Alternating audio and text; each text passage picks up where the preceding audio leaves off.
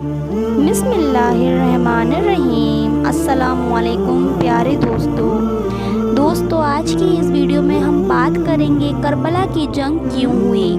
प्यारे दोस्तों, इस वीडियो को देखने के बाद आपको किसी और वीडियो को देखने की ज़रूरत नहीं पड़ेगी, क्योंकि इस एक वीडियो में हमने शुरू से लेकर आखिर तक क्या हुआ, कैसे हुआ, सब कुछ बता दिया है।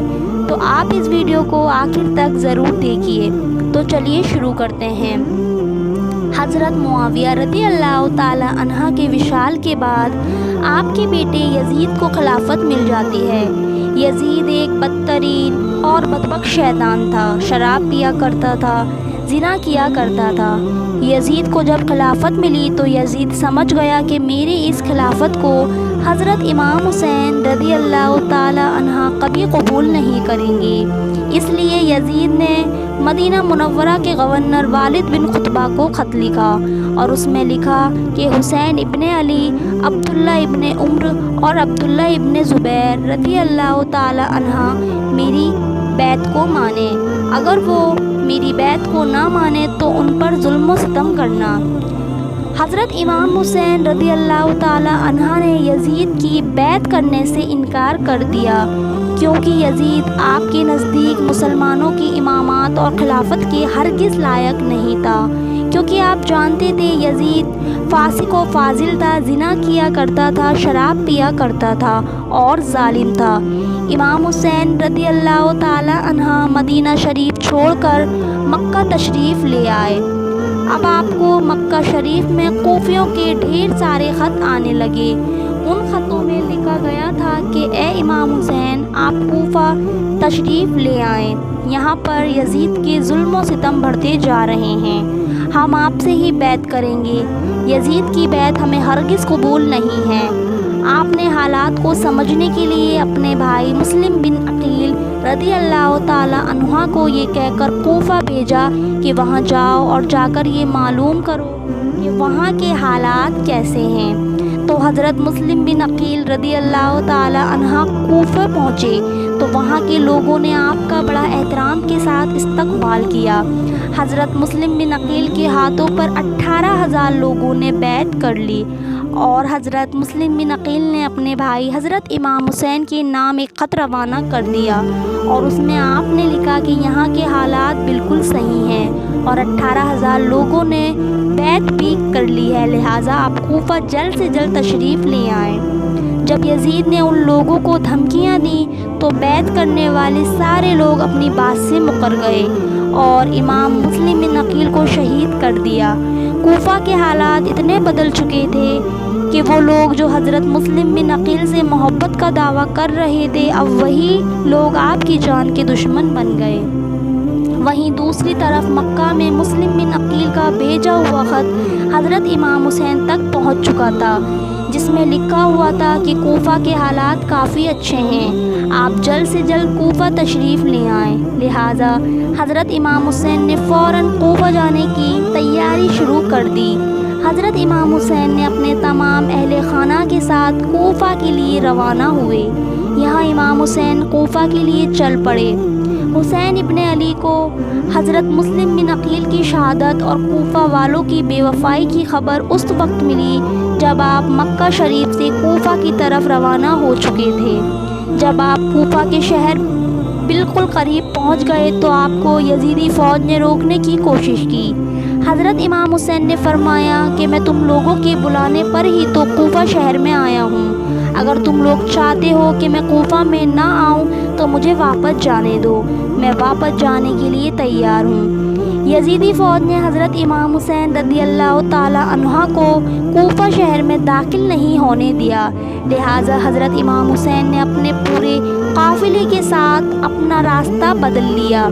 चलते चलते आप एक चटियाले मैदान में पहुंच गए तो आपने एक शख्स से सवाल किया कि ये कौन सी जगह है। उस शख्स ने कहा इस जगह को करबला कहा जाता है।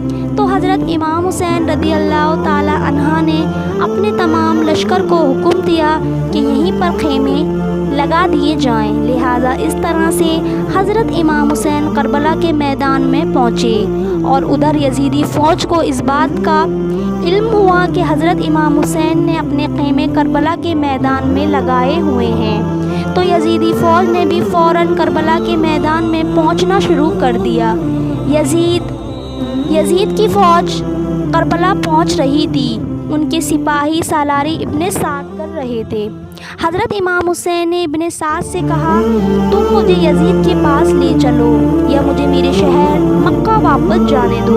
लेकिन इब्ने साद ने इन दोनों बातों में से कोई भी बात कबूल नहीं की और हज़रत इमाम हुसैन को यजीद की बैत करने पर मजबूर करता रहा। लेकिन आपने उसकी एक भी बात नहीं मानी। ऐसे ही करते हुए दिन गुजरते गए और 3 मुहर्रम का दिन आ गया। जालिम यजीद ने इमाम हुसैन के सामने 22,000 सिपाहियों का लश्कर भेज दिया। दूसरी तरफ हज़रत इमाम हुसैन के साथ 72 लोग थे, जिनमें औरतें और बच्चे भी शामिल थे।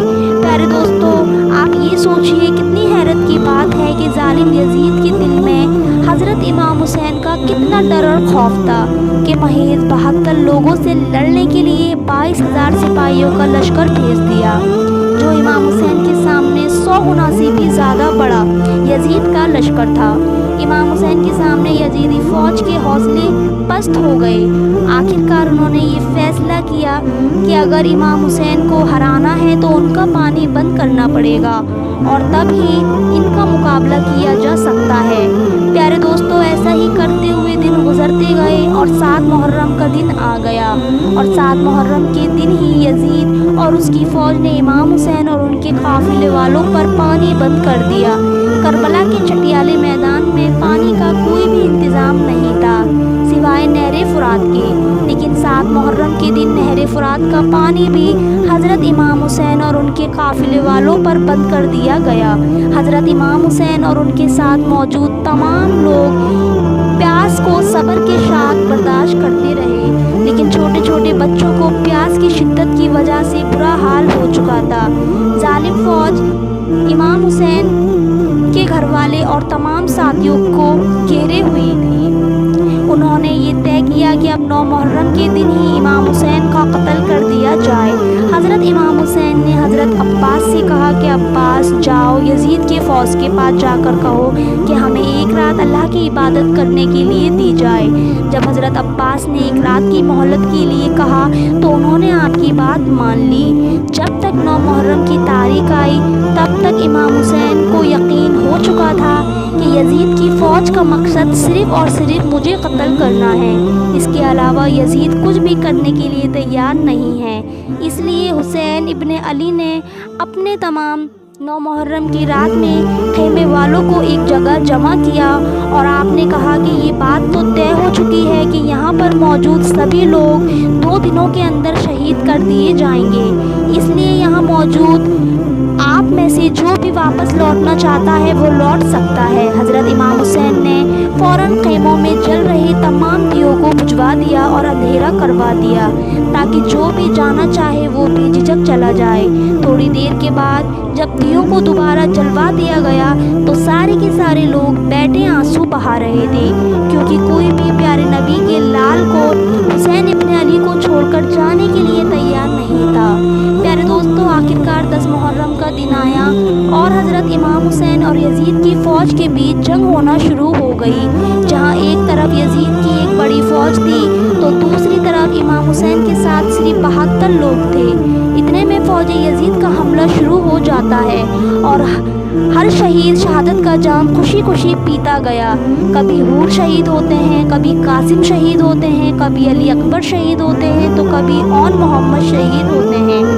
3 दिन के प्यासे इमाम हुसैन के घरवाले और तमाम लोग यजीद की फ़ौज से जंग करते रहे और एक एक करके शहीद होते गए।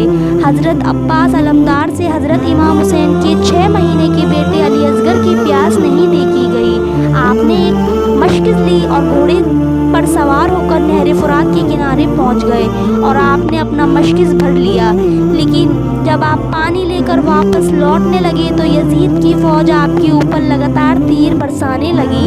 हज़रत अब्बास जब तक हज़रत इमाम हुसैन के ख़ैमे तक पहुंच पाते तब तक यजीदी फ़ौज ने लगातार तीर बरसा कर हज़रत अब्बास अलमदार को शहीद कर दिया। हज़रत अब्बास अलमदार शहीद हो गए। एक एक करके तमाम अहले बैत के जानिसार शहीद होते गए। एक के बाद एक इमाम हुसैन के सभी लोग शहीद हो गए। तो उसके बाद अली के शेर ने खुद मैदान में निकलने का फैसला किया। हज़रत इमाम हुसैन ने अपनी तलवार से काफ़ी लंबे वक्त तक यजीदी फ़ौज का अकेले मुकाबला करते रहे। हज़रत इमाम हुसैन के तन्हा होने के बावजूद आपके मुकाबले में कोई नहीं आना चाहता था। यजीद की फ़ौज को ये यकीन हो गया कि हम किसी भी हाल में हज़रत अली के बेटे का मुकाबला नहीं कर सकते। इसलिए यजीदी फ़ौज के कमांडर ने अपने तमाम साथियों को इमाम हुसैन के ऊपर एक साथ हमला करने का हुक्म दिया। फिर तमाम यजीदी फ़ौज के सिपाही हज़रत इमाम हुसैन पर एक साथ हमला करने लगे। लेकिन उसके बावजूद भी इमाम हुसैन लगातार ये साबित कर रहे थे कि बातिल झूठ तादाद में कितना ही बड़ा हो, लेकिन वो हक और सच के मुकाबले में बिल्कुल भी नहीं टिक सकता।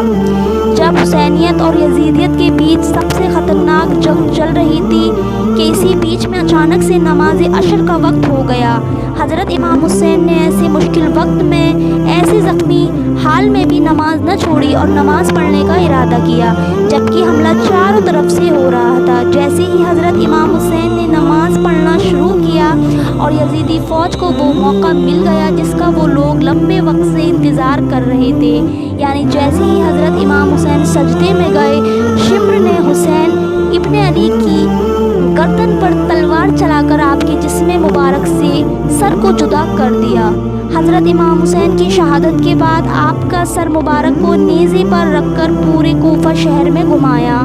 आपके सर मुबारक को गली गली में घुमाकर जुलूस निकाला गया। करबला की इस जंग में हज़रत इमाम हुसैन के घर वालों में से आपकी सिर्फ एक औलाद ही बची थी, जिनका नाम हज़रत जैनुल आबिदीन था। इसके अलावा हज़रत इमाम हुसैन के काफ़िले की तमाम बीवियों को कैदी बनाकर कोफा में घुमाया गया। भले ही करबला की उस जंग में इमाम हुसैन को शहीद कर दिया गया था, लेकिन आज भी हज़रत इमाम हुसैन पूरी दुनिया में क़यामत तक के लिए ज़िंदा है और यजीद डूब गया शाम के अंधेरों में। हुसैन चमक उठे दुनिया में रोशनी की तरह। हज़रत इमाम हुसैन ने इस्लाम के लिए अपने आप को और अपनों को कुर्बान कर दिया और हमें ये सबक दे दिया कि किसी भी हाल में नमाज नहीं छोड़नी चाहिए।